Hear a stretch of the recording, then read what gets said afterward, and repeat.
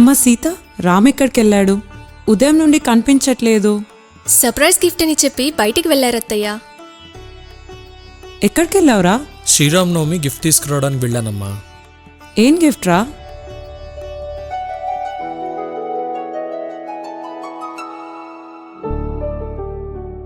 ఏంట్రా ఈ కీ? శ్రీరామనవమి ఈ దేశానికి శోభ అయితే ఈ గోల్డెన్ కీ మన కొత్తింటి కళ్ళకు శోభ.